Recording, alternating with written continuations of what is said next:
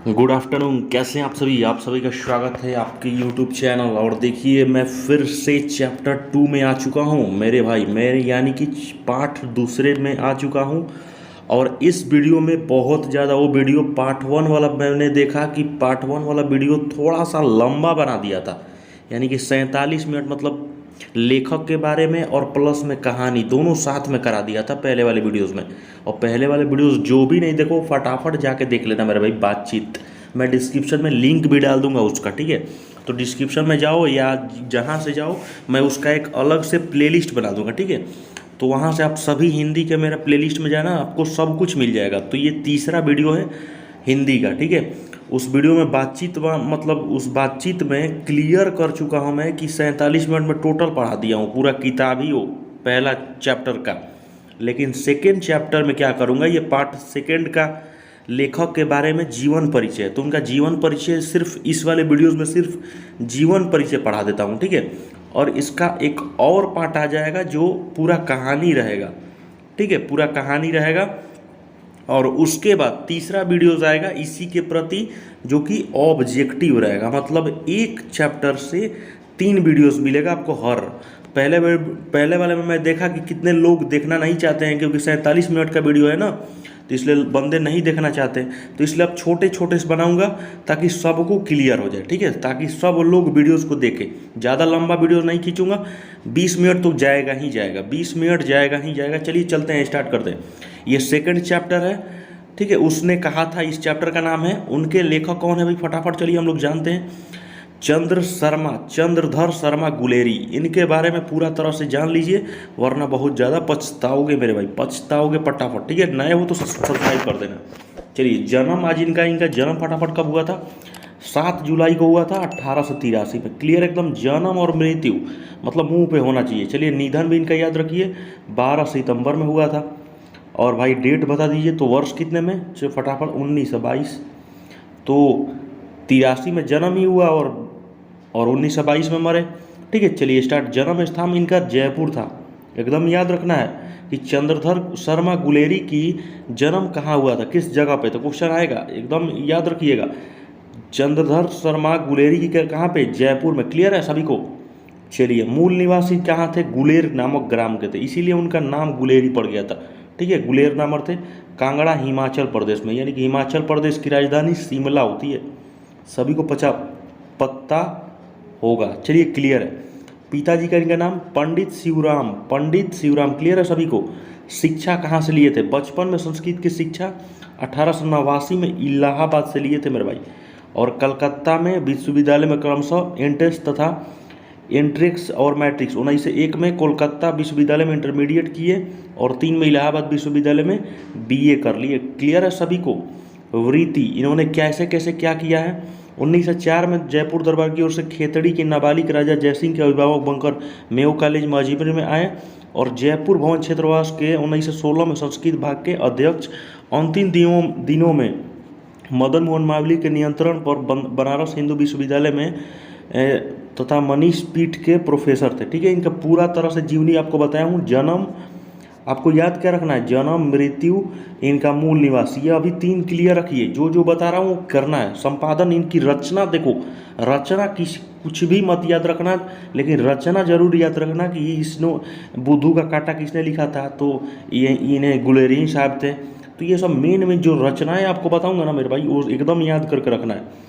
सुखमय जीवन, बुद्धू का कांटा, उसने कहा था जस्ट आपको यही कहानी है जो आपको पढ़ाऊंगा कल, मतलब वीडियोस आएगी। आप लोग का एग्जाम आई होप सभी लोग का खत्म हो चुका होगा इस, ठीक है। तो उसने कहा था का कहानी पूरा क्लियर आपको बताया जाऊंगा। आज जीवन परिचय बता रहा हूँ इस पाठ का, ठीक है। धर्म, मोरिस मोहे कोठाय, पुरानी हिंदी, भारतवर्ष, डिंकल, संस्कृत की टिपरारी, देवानी, प्रमुख निबंध इनके अलग अलग थे भाई, ठीक है। अंग्रेजी के भी ये थे, अंग्रेजी में ए पोयम बॉय भास, ऐसे ऐसे इनकी कविताएं बहुत खतरनाक वाली कविताएं थी।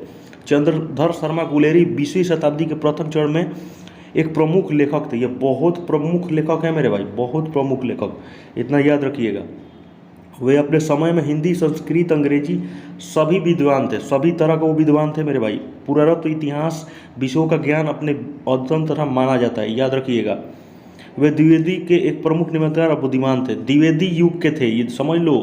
पहला वाला पाठ आप के जल्दी बताइए, पहला वाला पाठ के कौन थे? क्लियर है सबको? पहला वाला पाठ का कौन थे? वो भारतेंदु युग के थे, याद रखिएगा, भारतेंदु युग के थे। और ये किस युग के हैं? द्विवेदी युग के। क्लियर है? देखिए यहाँ पे लिखा है द्विवेदी युग। क्लियर है सबको? देखिए यहाँ पे लिखा है द्विवेदी युग। क्लियर है? ये द्विवेदी युग के सबसे प्रमुख निबंधकार और विद्वान थे। ठीक है, चलिए। गुण और विद्वान, हास्य और परिवार से परिवार, अपनी कला और दिखाई पड़ते हुए उनके बारे में सब कुछ दिखाया। वस्तुतः वे अपने युग के अत्यंत प्रतिभाशाली और समर्थ लेखक थे। ठीक है, सभी को क्लियर होगा। और सबसे बड़े लेखा और प्रतिभाशाली समर्थक लेखक थे गुलेरी जी ने कुल 3 ही कहानियाँ लिखी। सिर्फ टोटल कहानी कितनी लिखी थी? मात्र 3 कहानियाँ। और कहानीकार के रूप में हिंदी में अमर हो गए। उन्होंने कहानी विषय तो भाषा शैली और शिल्प के कारण अपने समय में बहुत आगे की रचनाएं प्रतीत की है। ठीक है, गुलेरी साहब का ये टोटल चीज़ है संस्कृत के बारे में। गुलेरी साहब के बारे में आप लोग कुछ मेन ये सब याद रखना आप लोगों को। गुलेरी साहब का निधन, जन्म स्थान, मूल निवास, पिताजी का नाम, शिक्षा दीक्षा कहाँ से लिए। अगर आया भी ना एग्जाम में मेरे भाई तो ये बढ़ा चढ़ा के पूरी तरह से लिख सकते हो कि गुलेरी जी ने बीए कहाँ से किया, इंटरमीडिएट कहाँ से किया, और गुलेरी जी के ये सारे कहानियाँ के बारे में दिया है। ठीक है, तो देख सकते हो पूरी तरह से उनका कहानी है, अलग अलग एथी में लिखे हैं। यहाँ प्रस्तुत करने उन्होंने कसना कहा था उनकी अमर रचना है। और ये अमर रचना है जो आप कल पढ़ाऊंगा, ये कहानी है, उसने कहा था गुलेरी साहब की। ये कैसी रचना है, कहानी है, ये कल बताया जाएगा आपको। ठीक है, यह हिंदी कहानी के विकास पर मील का पत्थर मानी जाती है। ठीक है, ये पूरा तरह टोटल कहानी याद रखना है। गुलेरी जी ने टोटल कहानियाँ कितने लिखी हैं? 3 ही कहानियाँ लिखी हैं, और 3 ही कहानी लिख के अमर हो चुके हैं वो। यह एक कालजयी रचना है। प्रसिद्ध कलाकार बिमल राय ने इस कहानी पर फिल्म भी बनाई थी, याद रखिएगा। इस कहानी पर जो कल बताने जा रहा हूँ उस कहानी का क्या नाम है? उसने कहा था। और इस पे फिल्म भी बन चुका है मेरे भाई, याद रखना कितना ये इंपॉर्टेंट एग्जाम में आने वाला है, बहुत टॉप लेवल का क्वेश्चन आने वाला है इससे। और इनके अनेक नाट्य रूपांतर हो चुके हैं। शुद्ध प्रेम की आत्मिक अनुभूति और स्वाभाविक व्यक्ति इस कहानी का कथन है। कहानी अमृतसर के भीड़ भरे बाजार में शुरू हुई थी, जहाँ 12 वर्ष का लड़का लहना सिंह, ये इस कहानी में क्या है? एक 12 वर्ष का लड़का है, उसका क्या नाम है फटाफट बताइए? लहना सिंह। देख सकते हो।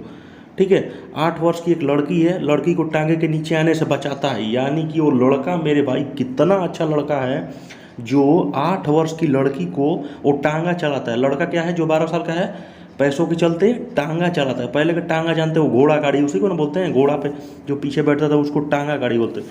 तो लड़की को बचाया है किससे? टांगे के नीचे आने से। ठीक है, टांगे के नीचे आ जाती तो घोड़ा के दब जाती पैर से और मर भी सकती थी, लेकिन लड़के ने बचाया, लहना सिंह ने।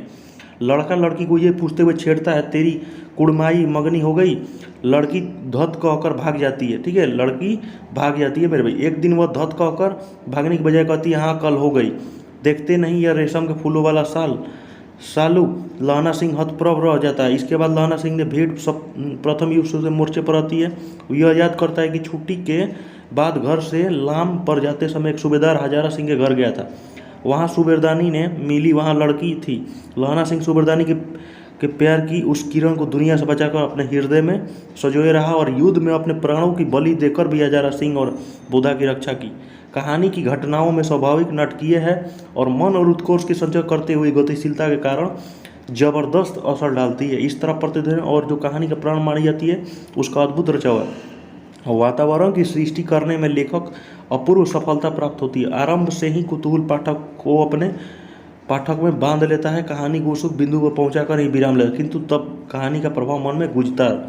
और देखिए ये कहानी का पूरा तरह से मतलब बताया गया कि लहना सिंह है जो टांगे के नीचे लड़की को आने से बचा लेता है। और ये प्रथम विश्व युद्ध का कहानी है। ये प्रथम विश्व युद्ध कब हुआ था? 1914 से लेकर 1918 के बीच में। उसी टाइम का ये कहानी हमारे ये लिखे थे गुलेरी साहब ने, चंद्रधर्ष गुलेरी साहब ने। ये कहानी कल आपको बताया जाएगा और आपको आज सिर्फ जीवन परिचय बताया गया गुलेरी साहब का। गुलेरी साहब का ये देख सकते हो फोटो है पूरी तरह से। ठीक है, तो कल आपको पूरी तरह से मतलब इसीलिए मैं तोड़ के लाया हूँ। इस पार्ट में मैं गुलेरी साहब का पूरे तरह से जीवन परिचय, इसी में आपसे पूरा मैं पढ़ा देता तो सब बोरिंग हो जाते। तो इसलिए इस वाले वीडियोस में जीवन परिचय पढ़ लिए और उस वाले वीडियोस में आपको पूरी तरह से आपको क्या पढ़ाऊंगा बताइए फटाफट? कहानी बताऊंगा, उसने कहा था कल वाला जो कल कहानी होने वाला है। पहला जो भी चैप्टर नहीं देखो फटाफट जो बातचीत जाके देख लो मेरे भाई। 2 पार्ट में क्लियर कर दिया हूँ, 2 पार्ट में। पहला वाला वीडियोज़ में आपको पूरा क्लियर हो जाएगा पहला वाला वीडियोज़ में, और सेकंड वाला वीडियो में उसका ऑब्जेक्टिव क्वेश्चन कराया हूँ जो कि एग्ज़ाम में एकदम 100% आने के चांसेज है। ठीक है, 99% चांस है मेरे भाई। ठीक है, नहीं आएंगे तो वीडियोस को डिसलाइक मार के निकल जाना, लेकिन आएंगे ही आएंगे। तो इसलिए ये पूरा तरह से उनका कहानी है, टोटल संपादन है गुलेरी साहब के, देख सकते हो पूरी तरह से गुलेरी साहब का ये कहानी के संपादन है। तो ये आई होप आप लोग को सभी लोगों को क्लियर होगा कि गुलेरी साहब का निधन और जन्म कब कब हुआ था। सभी लोग को ये पढ़ लेना है। जन्म उनका 7 जुलाई को हुआ है, निधन, जन्म स्थान, मूल निवास मैंने टोटल बताया है। ठीक है, इसमें कोई दोहराई नहीं होना चाहिए। और उसने कहा था जो चैप्टर है कल पढ़ाया जाएगा आपको, इस वाले पार्ट में इनका जीवन परिचय हो गया। आई होप आप लोगों को मेरा वीडियोस क्लियर है। तो फटाफट अभी लाइक बटन ठोको और अपने दोस्तों को, मित्रों को, सभी क्लास 12th वालों को जगह शेयर कर दो, ताकि हिंदी में जिसको भी प्रॉब्लम आती होगी मेरे भाई, दिल से बता रहा हूँ, प्रॉब्लम जिसको भी आती होगी, ज़िंदगी भर का हिंदी में प्रॉब्लम ख़त्म हो जाएगा। और आज ये वीडियोस पूरी लंबी जाएगी, ये हिंदी ही नहीं हर चीज़ के लिए आपको इस चैनल पे हम आपको हर चीज़ से हेल्प किया करेंगे मेरे भाई, हर चीज़ से हेल्प किया करेंगे। चाहे आप आर्ट्स के स्टूडेंट हो, चाहे कॉमर्स के स्टूडेंट हो या साइंस के हो। तो आप ये मत सोचिए कि मेरे लिए ये साइंस के स्टूडेंट हैं तो ये मुझे हेल्प नहीं कर सकते। हेल्प होगा आपको, बस आप चैनल पे अपना प्यार बनाइए, सब्सक्राइब कर दिए अगर नया हो तो। ठीक है, मिलते हैं नए इससे भी कल वाली वीडियोस में। एकदम तैयार हो जाइएगा इसी टाइम पे, इसी क्षण पे। उसने कहा था इस वीडियो अपलोड हो जाएगी, कल पढ़ा दूंगा पूरा अच्छी तरह से। धन्यवाद।